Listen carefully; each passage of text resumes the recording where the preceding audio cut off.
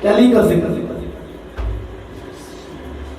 تو یہ 10 دن اسی حدیث کے تناظر میں اسی حدیث کو مد نظر رکھتے ہوئے میں محمد و اہل بیت محمد کے فضائل پڑھوں گا.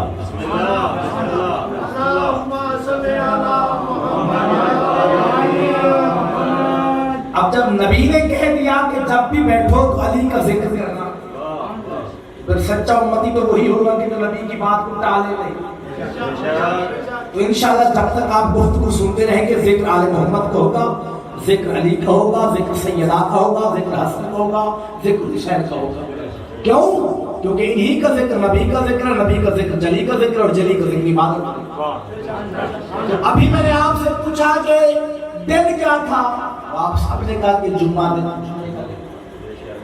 کبھی آپ نے کسی نے پوچھا جعفری صاحب، فاروق صاحب، کبھی کسی عالم دین سے آپ نے سوال کیا کہ جناب یہ جمعے کو جمعہ کیوں کہتے ہیں؟ سوال بنتا ہے نا، جمعے کو ہفتہ کیوں نہیں کہتے، اتوار کیوں نہیں کہتے، جمعرات کیوں نہیں کہتے، یہ جمعہ کیوں کہتے ہیں؟ سرکار باقر علیہ السلام کی بارگاہ میں کسی سائل نے سوال کیا تھا، فرمائے سرکار یہ بتائیے کہ جمعے کو جمعہ کیوں کہتے ہیں؟ دیکھیں حدیث ہے رسول کی، علی کے فضائل پڑھو. چونکہ آج جمعے کا دن تھا نا، تو یہ ذہن میں آئی بات. میں نے بھائی فضل کو کہا، میں نے کہا میں نے تھوڑی دیر کے لیے نا میں نے یہاں پہ الگ بیٹھنا ہے، میں کچھ دہراؤں گا. تو وہیں سے یہ حدیث محمد باقر سامنے آئی کہ جمعے کو جمعہ کیوں کہتے ہیں. کسی نے جب سوال کیا میرے پانچ معصوم سے کہ مولا یہ بتائیے کہ جمعے کو جمعہ کیوں کہتے ہیں، تو معصوم نے فرمایا کہ عالم ذر اول میں، عالم ذر اول میں اللہ نے اپنی تمام مخلوق کی روحوں کو جمع کیا.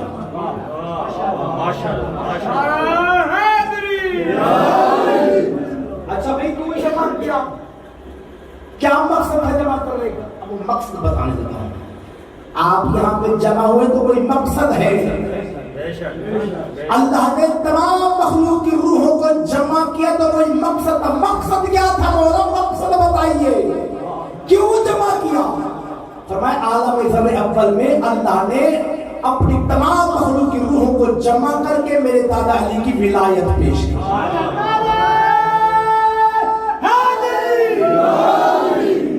میرے دادا علی کی ولایت پیش کی. اب مقصد کیا تھا علی کی ولایت؟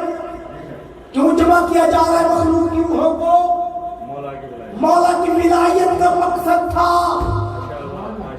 مولا کی ولایت میں یہ جمع ہوئے تو اس لیے کہتے ہیں جمعہ. عالم ذر اول میں اللہ نے اس روز کیا کیا تھا؟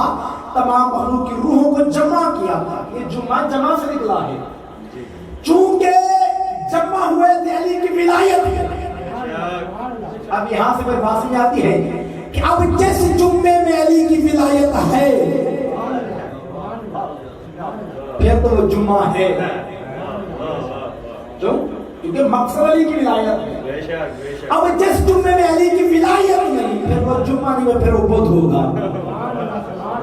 نعرہ تکبیر، نعرہ رسالت، نعرہ حیدری.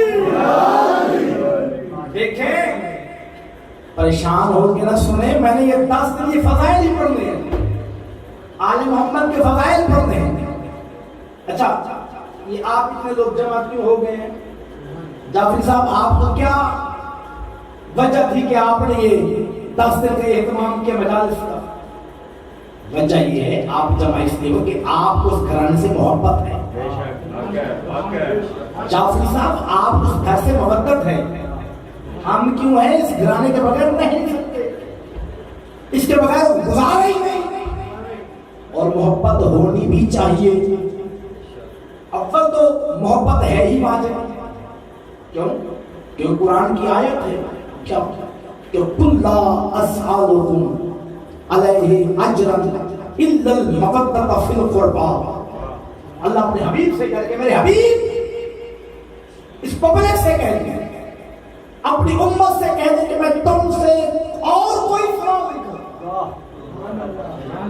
مجھے کچھ نہیں چاہیے. बस अगर चाहिए तो सवाल यही करता हूं कि मेरी कुर्बा से मोहब्बत का मोहब्बत अब तो मोहब्बत वाजिब है, और अगर वाजिब ना भी होती तो फिर भी मोहब्बत। क्यों?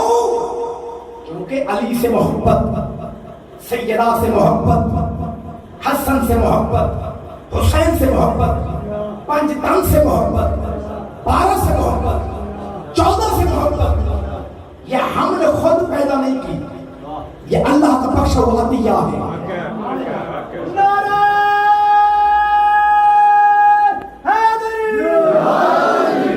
तो ये मोहब्बत हमसे कोई नहीं छीन सकता, ये मोहब्बत हमारे दिलों से पंजतन की मोहब्बत, 12 की मोहब्बत, 14 की मोहब्बत कोई नहीं निकाल सकता। क्योंकि मेरे दिल में अगर ये मोहब्बत डाली होती जाफरी साहब ने तो फिर ये मोहब्बत निकल सकती थी। मेरे दिल में मोहब्बत डाली है, चली गई। नहीं, अगर आप खामोश हो गए तो कुरान की आयत पढ़ दूं। फारूक साहब आप फारूक हैं, अब आपने फर्क देखना है, अगर आपने फर्क ही ना देखा तो आप क्या ही फारूक है। देखिए मोहब्बत मैंने कहा हमने खुद पैदा नहीं किया, अल्लाह का बख्शा हुआ अतिया है। इसलिए अल्लाह ने कुरान में कहा वलाकिन्नल्लाह हब्बबा अलैकुमुल ईमान, कि हमने तुम्हें ईमान की मोहब्बत अता कर दी है।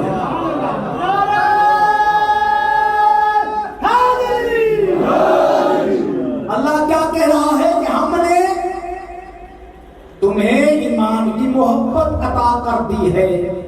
जो बंदे चुप बैठे हो, खंदक का मैदान ज़हन में ले आओ और फिर मुझे बताओ कि अली कुल ईमान है कि नहीं है।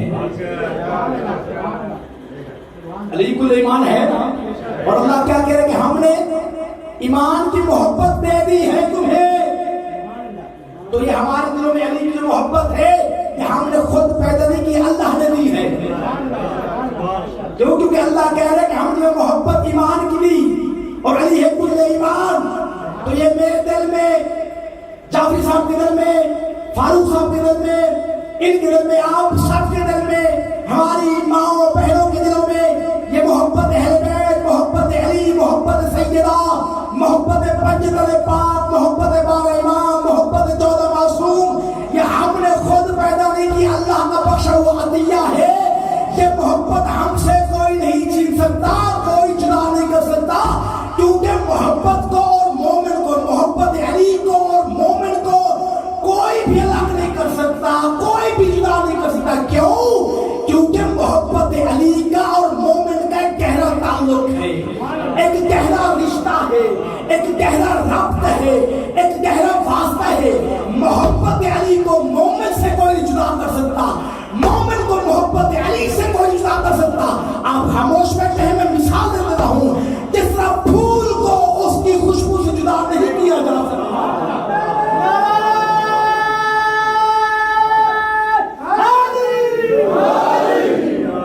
जिस तरह फूल को उसकी खुशबू से जुदा नहीं कर सकते। देखे जाफरी साहब, फूल को आप शाख से तोड़ तो सकते हैं, फूल को आप बाग से जुदा तो कर सकते हैं भाई जी, फूल को आप हाथ में रखकर मसल तो सकते हैं, फूल को आप ग्राइंडर में डालकर ग्राइंड तो कर सकते हैं, फूल को आप पीस तो सकते हैं, मगर आप उससे उसकी खुशबू नहीं छीन सकते। मुसलमान आलम, तुम हमारे सिरों को हवाओं में उड़ा सकते हो, हवा में उड़ते उड़ते भी हमारे सर के गोश्त रेजा रेजा पुकार पुकार कर कहेगा अली हक है, अली हक है, अली हक है, अली हक, अली हक,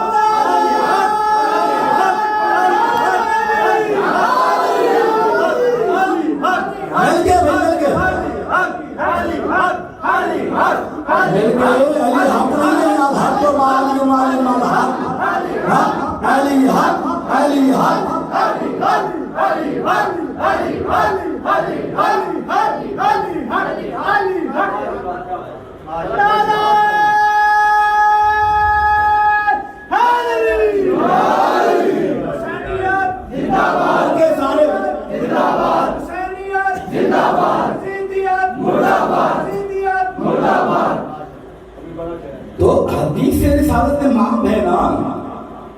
کہ اپنی مجلسوں کو زینت دو.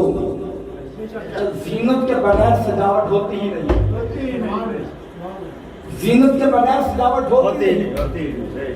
جب بھی بیٹھو, جہاں بھی بیٹھو, علی کی باتیں کرو, علی کا ذکر کرو, علی کے فضائل پڑھو. کیوں؟ کیونکہ علی کا ذکر میرا ذکر ہے, میرا ذکر اللہ کا ذکر, اللہ کا ذکر عبادت ہے. تو یہ اس گھرانے کی محبت ہم نے خود پیدا نہیں کی, یہ اللہ کا بخشا ہوا عطیہ ہے. لوگوں نے بڑی کوششیں کی, گولیوں سے اڑایا, بم بلاسٹ کیے, مارا گیا, لیکن پھر بھی یہ محبت ہمارے دلوں سے نہ چھین سکے. یہ محبت بڑھتی جا رہی ہے, ہر سال عزادار بڑھتے جا رہے ہیں. ہر سال حالانکہ بم بلاسٹ ہوتے ہیں, کتنے عزادار مارے جاتے ہیں, لیکن اسی جگہ پہ مجلس جب ہوتی ہے پھر عزادار کی تعداد بڑھ جاتی ہے.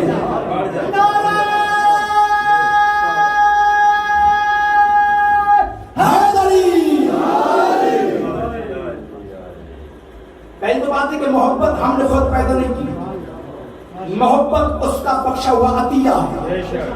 پھر جو بندہ لا الہ الا اللہ محمد رسول اللہ پڑھتا ہے, جو سچا مسلمان ہے, اس پہ واجب ہے اس گھر سے محبت کرے. کیوں؟ کیونکہ قرآن کی آیت ہے, اللہ اپنے حبیب سے کہہ رہے قل لا اسألکم علیہ اجرا الا المودۃ فی القربى.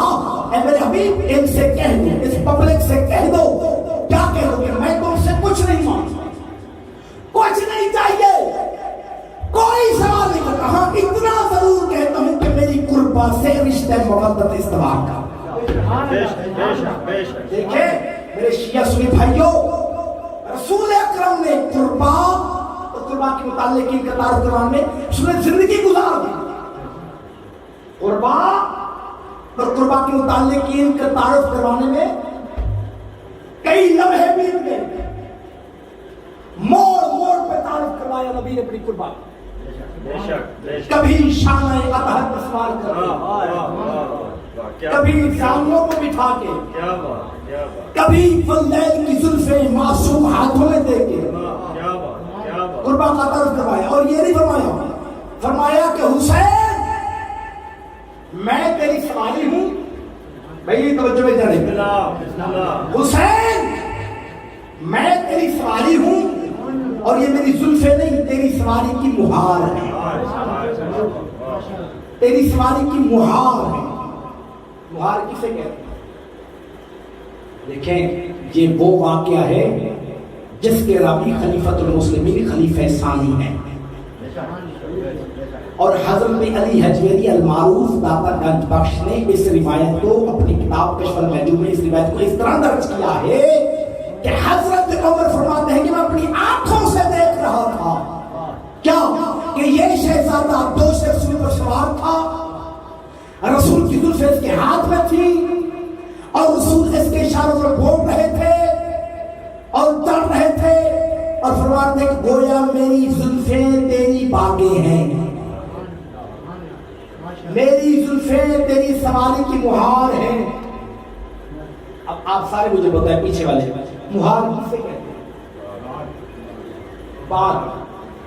جو ابھی بھی نہیں سمجھے دیکھیں میرے بھائیوں, میرے چھوٹے بچوں, مہار یا باغ اس شے کا نام ہے جس کے ذریعے سواری کو روک لو اور جدھر موڑنا چاہو موڑ دو.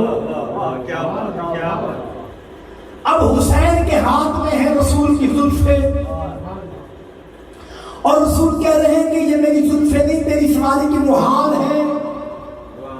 اور مہار کہتے ہیں اسی کو ہے کہ جس کے ذریعے سواری کو روک لیا جائے اور جدھر موڑنا چاہو بندہ موڑ لے.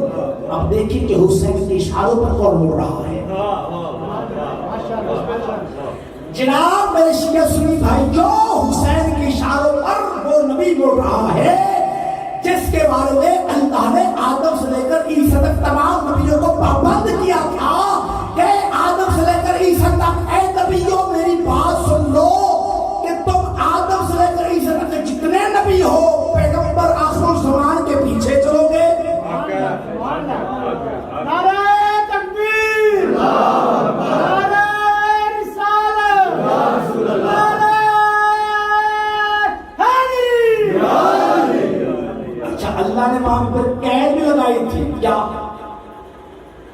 وَإِذْ أَخَذَ اللَّهُ مِيثَاقَ النَّبِيِّينَ لَمَا آتَيْتُكُم مِّن كِتَابٍ وَحِكْمَةٍ ثُمَّ جَاءَكُمْ رَسُولٌ مُصَدِّقٌ لِّمَا مَعَكُمْ لَتُؤْمِنُنَّ بِهِ وَلَتَنصُرُنَّهُ قالوا أقررتم أخذتم على ذلك إثري قالوا أقررنا قال فاشهدوا وأنا معكم من الشاهدين فمن تولى بعد ذلك أولئك هم الفاسقون. اے نبیوں یاد رکھنا، اے آدم سے لے کر عیسیٰ تک، اے نبیوں میرے نبی محمد، میرے محبوب محمد احمد محمود کے پیچھے چلنا ہے، اس کی مدد کرنی ہے. اور اگر یاد رکھنا اگر کوئی نبی تم نبیوں میں سے میرے حبیب محمد مصطفیٰ کے پیچھے نہ چلا، اس پر ایمان نہ لائے یا اس کی مصیبت میں مدد نہ کی، تو پھر سن لو سزا کیا ہوگی. اللہ نے کہا دیکھو جب اللہ نے کہا نبیوں سے کہ چلو گے، سارے نے کہا چلیں گے. قالوا اقررنا، سب نے کہا ہم اقرار کرتے ہیں کہ ہم آپ کے نبی، آپ کے آخری حبیب محمد مصطفیٰ پر ایمان بھی لائیں گے، ان کے پیچھے پیچھے چلیں گے، ان کی مدد بھی کریں گے. پھر اللہ نے کہا دیکھو تم سب گواہ رہو اور تمہارے ساتھ میں بھی گواہ رہوں گا. پھر اللہ نے وہاں پہ فاروق صاحب یہ قید لگائی تھی کہ اے آدم سے لے کر عیسیٰ تک اے تمام نبیوں یاد رکھنا اگر تم نبی اپنے اس اقرار سے، اس قول سے، اس وعدے سے پھر گئے تو پھر نبوت چھین لوں گا، پھر صفحے انبیاء سے نکال دوں گا، پھر کیا کرو گے؟ فاسقین میں ڈال دوں گا. اللہ نبیوں سے کہہ رہا ہے کہ اگر میرے حبیب محمد مصطفیٰ کے پیچھے نہ چلے، اس کی مدد نہ کی، اس پہ ایمان نہ لائے، تو پھر نبوت لے لوں گا، فاسق بنا دوں گا.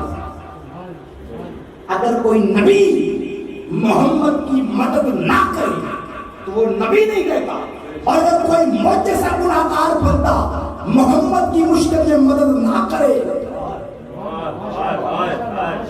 میں کچھ کہنا چاہ رہا ہوں، تو جب نبی نبی نہیں رہتے، سماعت پڑھ دیجیے بلند آواز سے،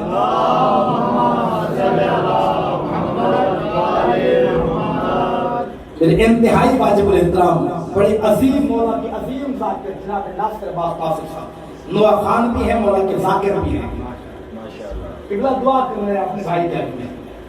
تو جب نبی نبی نہیں رہتے محمد کی مدد کیے بغیر، محمد مصطفیٰ پر ایمان لائے بغیر، جب نبی نبی نہیں رہتے، پھر اگر کوئی گناہگار بندہ میرے نبی کی زندگی میں زندہ بھی ہو، نبی کی مشکل پڑ بھی جائے، اور بجائے اس کے کہ نبی کی مدد کرے وہ اوپر چلا جائے،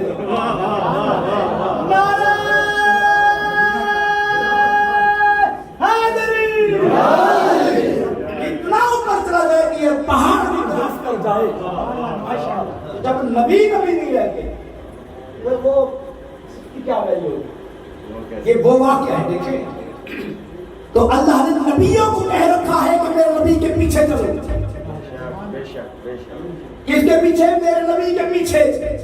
اب جب اللہ کا حکم ہے تو یار ہم تو حکم عملی اس کی کر سکتے ہیں کہ انبیاء اس کی حکم عملی کریں گے؟ کبھی نہیں. اس کی حکم عملی انبیاء نہیں کرتے، ہم اس اپنا کار کر لیتے ہیں. تو اب اگر اللہ نے کہہ دیا تو یقیناً آدم ادھر مڑیں گے جدھر میرا نبی مڑے گا، نوح ادھر مڑیں گے جدھر میرا نبی مڑے گا، موسیٰ ادھر مڑیں گے جدھر میرا نبی مڑے گا، عیسیٰ ادھر مڑیں گے جدھر میرا نبی مڑے گا، یوسف ادھر چلیں گے جدھر رسول چلے گا، یعقوب ادھر چلیں گے جدھر رسول چلے گا، اسماعیل ادھر چلیں گے جدھر رسول چلے گا، اسحاق ادھر چلے گی ادھر رسول چلے گا، ابراہیم ادھر چلے گی ادھر رسول چلے گا. کوئی یہ تمام انبیاء ادھر مڑ رہے ہیں جدھر نبی مڑے، اور نبی ادھر مڑ رہے ہیں جدھر حسین مڑے.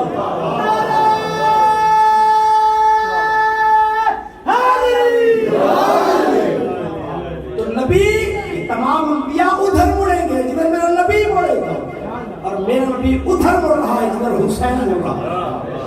تو پھر جعفری صاحب ناصر بھائی یہ کیوں نہ کہہ دیا جائے کہ حسین کے ہاتھ میں پھر یہ زلفیں نہیں، 1,24,000 نبیوں کی آبرو ہے حسین کی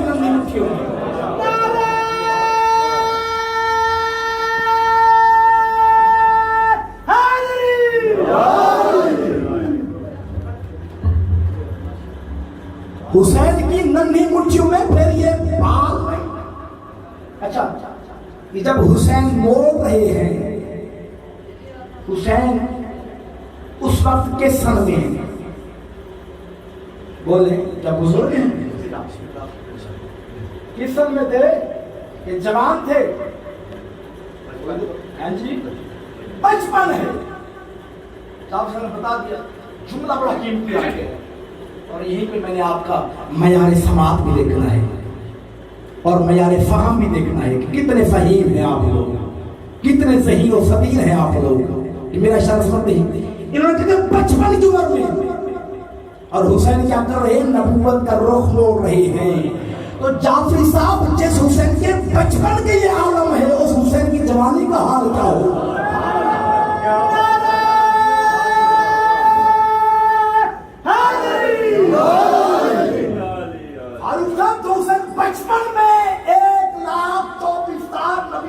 नबियों की नबूवत को मोड़ दे,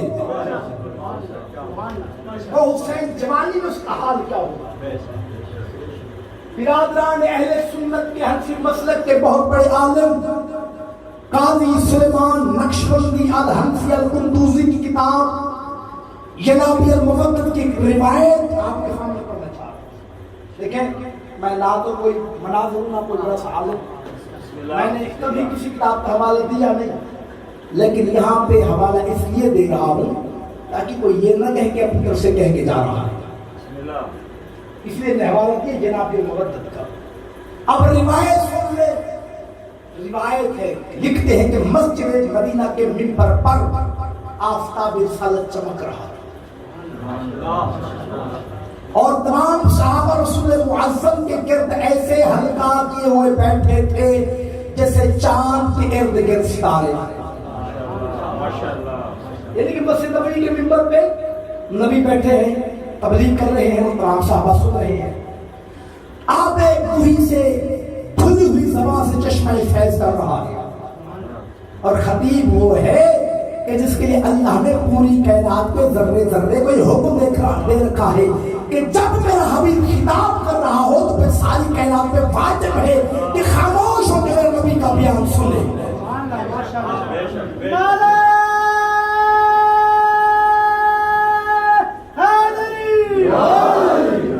जर्रे जर्रे को अल्लाह ने हुक्म दे रखा है कि जो ही मेरा हबीब खुतबा दे सारी कायनात हमतन गोश हो जाए, सारी कायनात कान बन के सुन ले। बस जब मेरा हबीब खुतबा दे रहा हो सारी कायनात हमतन गोश हो जाए, जब मेरा हबीब खुतबा दे रहा हो सारी कायनात खामोश हो के कान की तरह कान बन जाए और मेरे नबी का वाज सुने, खिताब सुने। तो अल्लाह ने कायनात के जर्रे जर्रे को हुक्म दे रखा, नबियों के लिए भी यही हुक्म है। तो यकीनन आदम भी देख रहे होंगे, सुन रहे होंगे, यूसुफ भी सख्त में खड़े होंगे, ईसा भी देख रहे होंगे, सारे अंबिया देख रहे हैं। और अल्लाह ने अपने हबीब से फरमाया कि मेरे नबी, मेरे हबीब इनको वाज दो, इनको दीन बताओ। अब नबी क्या कर रहे हैं? दीन की तबलीग कर रहे हैं, दीन इस्लाम बता रहे हैं, नमाज बता रहे हैं, रोजा बता रहे हैं, हज बता रहे हैं, ज़कात बता रहे हैं, पूरा दीन बता रहे हैं। या अचानक नबी की नजरें मस्जिद नबवी के दरवाजे पर मरकूज हो गई।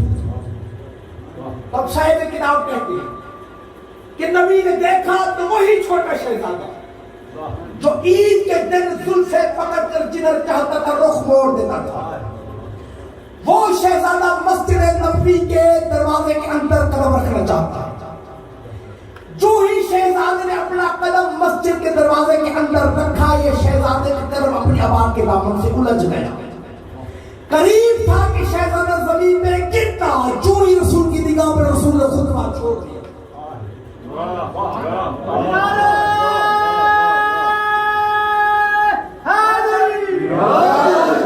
रसूल ने खुतबा छोड़ा, छोड़ा, मिंबर से उतर के गए, बच्चे को गिरने से पहले अपनी आगोश में ले लिया, फिर सीने से लगाया پھر پیار کیا, چوما, پھر سیدھا لے جا کر منبر پر بٹھا دیا, اور پھر خطبے کا آغاز یہاں سے کہا ایھا الناس ھذا حسین.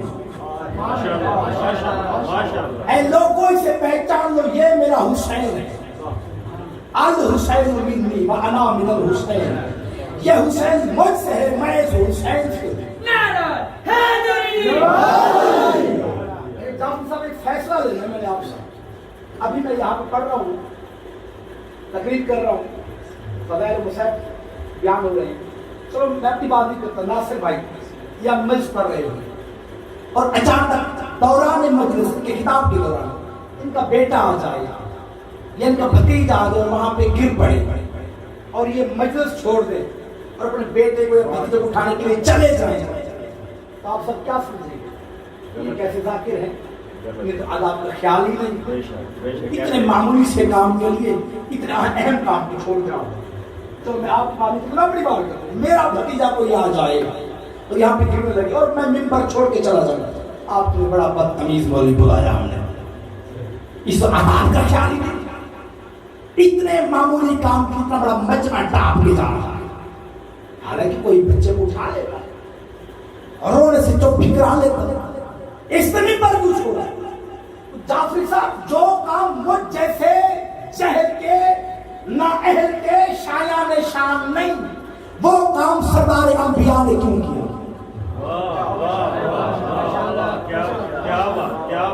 نہیں کرنا چاہیے تھا, کیوں کیا کام؟ اور وہاں پہ کوئی کوٹلی آزاد کشمیر کا مجمع تو تھا نہیں, تو چپ کر کے بیٹھے رہتے.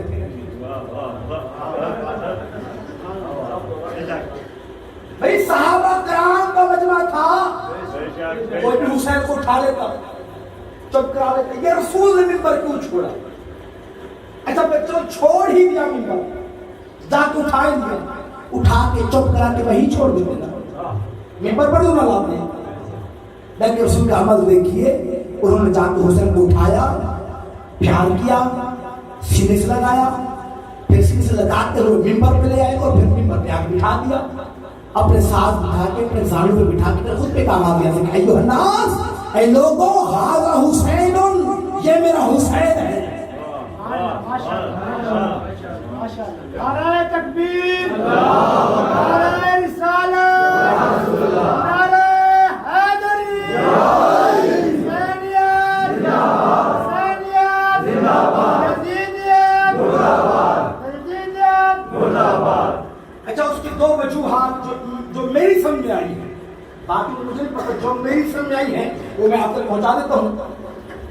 ایک وجہ تو یہ ہے, دیکھیں اب یہاں پہ قرآن ناطق کا ذکر ہے, یہاں پہ تو قرآن پڑھا ہوا ہے اور میں خطاب کر رہا ہوں اور وہ قرآن گر پڑے, تو میں آپ سب سے پوچھتا ہوں کیا میں اپنی تقریر جاری رکھوں گا؟ نہیں. اب یقیناً تقریر وہ حرام ہو جائے گی, قرآن کو اٹھانا واجب ہو جائے گا. اور اگر میں تقریر کرتا رہوں اور قرآن گر پڑے تو آپ کب سب کہیں گے مولانا صاحب آپ تو انتہائی جاہل ہیں, آپ کو اتنا پتہ نہیں کہ قرآن گر گئے اور آپ نے تقریر جاری کر رکھے ہیں. اور اگر میں تقریر کرتا رہوں قرآن گر پڑے تو مجھ پر کفارہ واجب ہو جائے گا. آپ لوگوں کی تانا بازی مجھے برداشت کرنی پڑے گی, ایک بچے کی بات سننی پڑے گی کہ کیسا مولوی ہے, کیسا خطیب ہے, بڑا مقرر بڑا بنتا ہے, تجھے اتنا ہی نہیں پتا قرآن گر گیا تو میں تقریر سنا رہا تھا. یعنی کہ اگر قرآن گر جائے تو مجھ پہ تقریر چھوڑنا واجب, قرآن اٹھانا پہلے افضل ہے. نبی نے بھی یہی کیا, نبی نے کہا جس طرح قرآن گر جائے تو قرآن کو اٹھانا واجب ہے. حسین کو آپ نے سمجھنا یہ ناطق کی قرآن گرا تھا.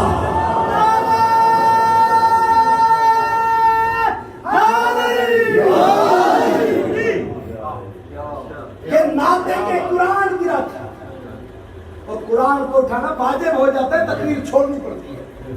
یہ بھی تو قرآن گرا تھا. رسول نے بھی یہی کیا, قرآن ناطق کے پارے کو اٹھایا, چوما, پیار کیا, سینے سے لگایا, پھر ممبر پر لے آئے اور پھر قرآن ناطق کی تلاوت کی.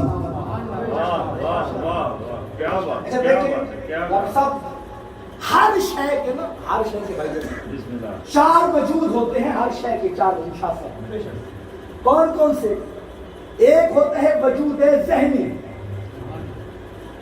دوسرا وجود وجود لفظی، تیسرا وجود مکتوبی، اور چوتھا وجود حقیقی۔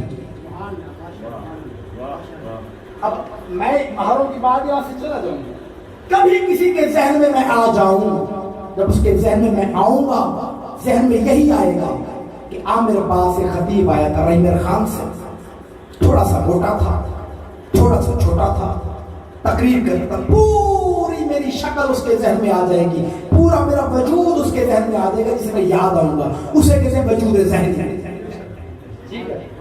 ایک وجود ہے وجود لفظی، کوئی بندہ میرا نام لے عامر عباس اسکری آف رحیم خان، عامر عباس، یہ ہے وجود لفظی، لفظوں میں وجود ہو رہا ہے بیان۔ ایک ہے وجود مکتوبی، لکھا ہوا، کاغذ پہ آپ عامر عباس لکھ دیں، یہ ہے وجود مکتوبی۔ اور ایک ہے وجود حقیقی، یہ تو آپ کے سامنے کھڑا ہے، یہ ہے وجود حقیقی۔ آپ ایمان سے بتائیے زیادہ فائدے والا وجود کون سا ہے؟ وجود حقیقی۔ دیکھیں آپ نے منظ کروانی ہے، آپ نے عامر عباس کو پڑھوانا ہے، تو کیا آپ عامر عباس کے وجود ذہنی سے منظ پڑھوا لیں گے؟ آپ ممبر بھی لگا دیں، قالین بھی بچھا دیں، شامیانہ بھی لگا دیں، ساؤنڈ بھی لگا دیں، اور سامنے آ کے عامر عباس کے ذہن میں سوچنے لگ جائیں، تو کیا مجلس ہو جائے گی؟ نہیں ہوگی۔ اچھا چلو نہیں ہوگی۔ اچھا آپ اس طرح آپ نے منظ کروانی پڑھوانا، آپ نے عامر عباس کو ہی، اب عامر عباس کا وجود حقیقی آپ کے پاس ہے ہی، آپ نے کیا کیا؟ آپ نے کاغذ پہ لکھ دیا عامر عباس عسکری آف رحیم خان، کاغذ آپ نے ممبر پہ رکھ دیا، تو کیا یہ وجود مکتوبی ہے؟ کیا یہ وجود مکتوبی مجلس پڑھ لے گا؟ مجلس ہو جائے گا؟ نہیں ہوگی۔ یعنی کہ وجود ذہنی نے بھی فائدہ نہ دیا، وجود مکتوبی نے بھی فائدہ نہ دیا۔ ایک وجود جو وجود ہے لفظ، جو لفظوں میں بلایا جاتا ہے، آپ کھڑے ہو کے کہتے ہیں عامر عباس عامر عباس عامر عباس عامر عباس عامر عباس، تو کیا مجلس ہو جائے گی؟ یعنی آپ کے اندر کے مفتی نے بھی یہ فتویٰ دے دیا کہ وجود ذہنی سے بھی کوئی فائدہ نہیں، وجود لفظی سے بھی کوئی فائدہ نہیں، وجود مکتوبی سے بھی کوئی فائدہ نہیں، جب تک کہ وجود حقیقی نہ ہو۔ وجود حقیقی ہوگا تو مجلس پڑے گا، تو مجلس ہوگی۔ میں نے کہا یا رسول اللہ، آپ تو دین دے رہے تھے، نماز دے رہے تھے، روزہ بتا رہے تھے، حج بنا رہے تھے، احکام بنا رہے تھے، اسلام دے رہے تھے، حسین گر گیا تھا تو کیا ہوا؟ آپ نے اسلام دیتا ہوا اسلام آپ نے چھوڑ دیا، آپ نے نماز بتانا چھوڑ دی، روزہ دینا چھوڑ دیا، حج بنانا چھوڑ دیا، احکام دینا چھوڑ دیے، ایک حسین کو اٹھانے کے لیے آپ چلے گئے۔ آواز سلمہ و عامر عباس جاہل نول، جو میں بتا رہا تھا یہ لفظوں کا دین تھا، جو میں دے رہا تھا یہ لفظوں کا دین تھا، جو میں دے رہا تھا یہ حرفوں کا دین تھا، جسے اٹھا کے لے آیا یہ حقیقی دین ہے۔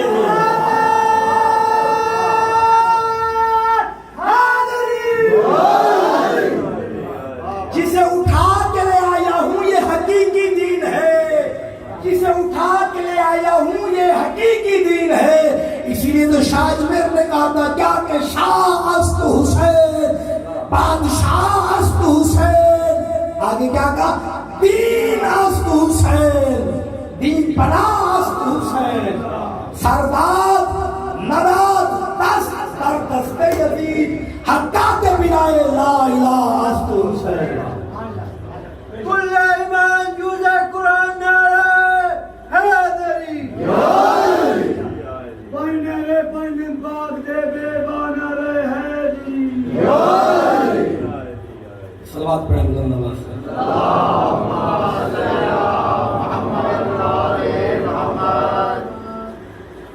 عزت جو بڑی تھی تو مصیبت بھی بڑی تھی، جو کچھ خالق نے آل محمد کو عطا کیا اسے فضائل کہتے ہیں، جو کچھ امت نے آل محمد کو عطا کیا اسے مسائل کہتے ہیں۔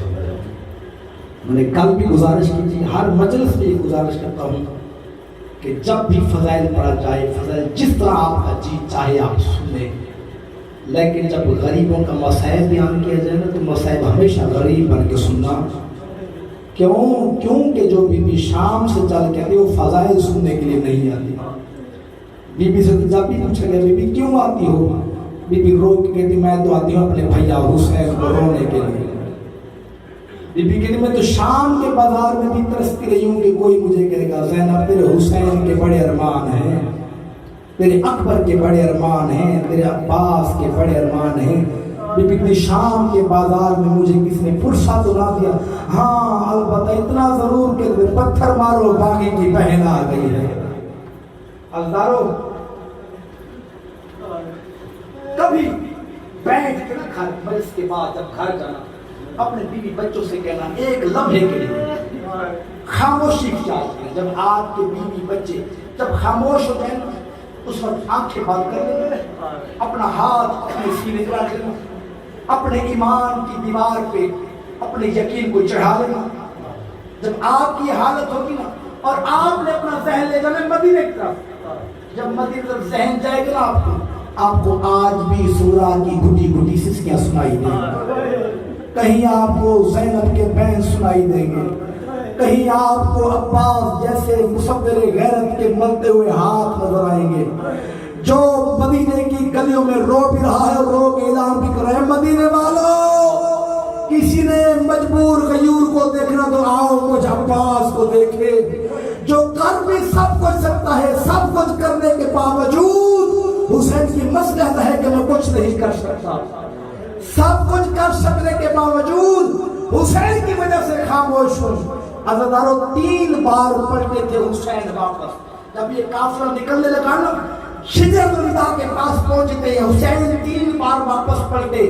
چوتھی دفعہ اللہ جل حسین نے کیا دیکھا کہ اب حسین سے رہا نہ گیا. حسین نے کہا عباس, جی سردار, عباس اب تو جا کے خیمے جا کے اکبر کو لے گیا, کیونکہ جو منظر میں نے دیکھا ہے نا مجھ سے برداشت نہیں ہوگا. عباس روک کے دے میرے مولا میرے آقا آپ نے کیا منظر دیکھا. روک حسین کہتے ہیں عباس میں نے دیکھا میرے گھر کی دیواریں تھی اور میری بیٹی سغرا کا ماتھا تھا. جب میں تلے لگانا جہاں پہ سغرا کا ماتھا لگتا دیوار سرخ ہو جاتی. عباس نے اپنی زندگی میں اپنی بیٹی سغرا کا لہو نہیں دیکھ سکتا. عباس نے اپنی بیٹی کا لہو نہیں دیکھ سکتا. میں کہوں گا حسین مولا آپ تو سغرا کا لہو دیکھنا آپ کو برداشت نہیں. شام کے بازار میں کیا حالت ہوئی ہوگی آپ کی جب آپ کا سر نیزے پہ تھا اور جس ظالم کا دل کرتا تھا سکینہ کو تماچے مارتا تھا. کوئی سکینہ کے رخسار پہ تماچا مارتا, کوئی سکینہ کے گلے پہ تماچا مارتا اور سکینہ رو کے کہتی ظالمہ مجھے نہ مارو, میں سید زادی ہوں, میں حسین کی غریب بیٹی ہوں. اللہ لعنت اللہ علی الظالمین والسائر علی